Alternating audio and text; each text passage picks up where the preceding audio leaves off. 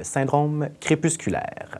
Donc, qu'est-ce que le syndrome crépusculaire? C'est un changement qu'on peut observer en fin de journée chez les personnes qui ont des troubles neurocognitifs majeurs.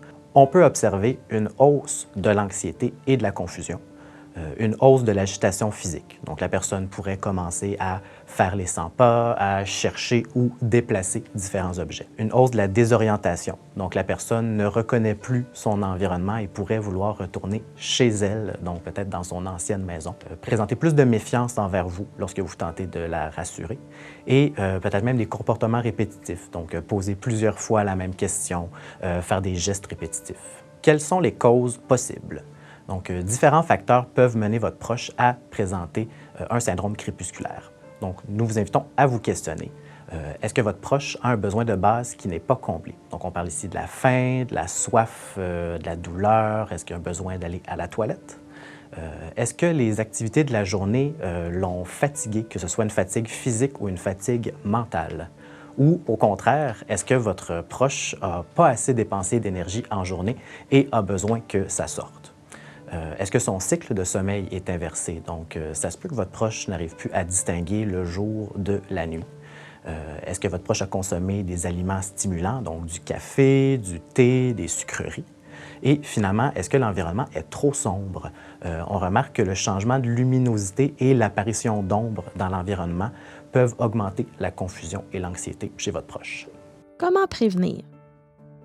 Prenez tout d'abord un moment pour consulter la capsule sur l'approche adaptée disponible sur le site web de Laval en Santé, section Prague.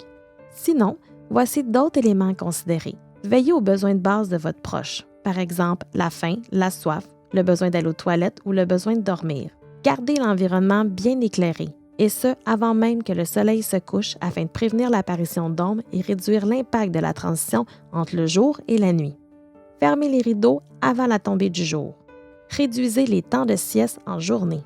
Évitez de donner du café, du thé ou des sucreries en soirée afin de favoriser le sommeil la nuit. Stimulez votre proche en journée en lui faisant faire des activités, une tâche ou une promenade, et cela tout en respectant son niveau d'énergie. Enfin, proposez une activité calme en fin de journée au moment où votre proche tend à devenir anxieux. Comment intervenir? Plusieurs interventions sont possibles, regardons-les ensemble. Donc, vous pourriez faire de la diversion. Donc, en demandant à votre proche de vous aider à mettre la table, en jouant aux cartes avec lui, en regardant des albums photos. Donc, l'idée est de lui changer les idées, de préférence avant le moment où la personne présente plus d'agitation. Vous pourriez lui donner une collation, un verre d'eau, accompagner la personne en la rassurant, donc en nommant ses émotions, en validant le tout. Utilisez des mensonges blancs au besoin. Donc, par exemple, si votre proche veut absolument aller payer aujourd'hui son permis de conduire à la SAQ, vous pourriez lui dire que c'est fermé aujourd'hui, mais on va y aller demain, même si ce n'est pas la vérité. Mais si les comportements persistent malgré les stratégies que je viens de vous partager, référez-vous à notre capsule sur l'agitation, disponible sur le site web de Laval en Santé, section Prague. Et au besoin, n'hésitez pas à en parler avec un médecin ou un professionnel de la santé. En conclusion, les stratégies proposées dans cette capsule sont des pistes de solutions à explorer. Soyez créatifs et adaptez-les à votre proche, car c'est vous qui le connaissez le mieux. Et surtout, prenez soin de vous. Si les comportements persistent malgré l'application des mesures présentées dans ce guide, n'hésitez pas à aller chercher un accompagnement spécialisé.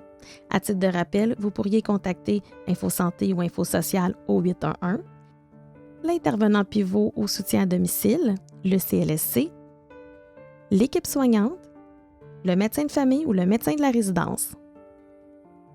Pour d'autres capsules et feuillets informatifs, visitez le site web de Laval en Santé, section Prague.